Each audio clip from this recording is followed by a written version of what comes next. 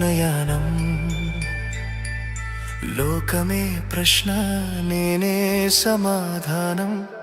నీ పేరు పిలిస్తే చీకటికి విరామం ఏడు కొండల వైపు అడుగులు వేసా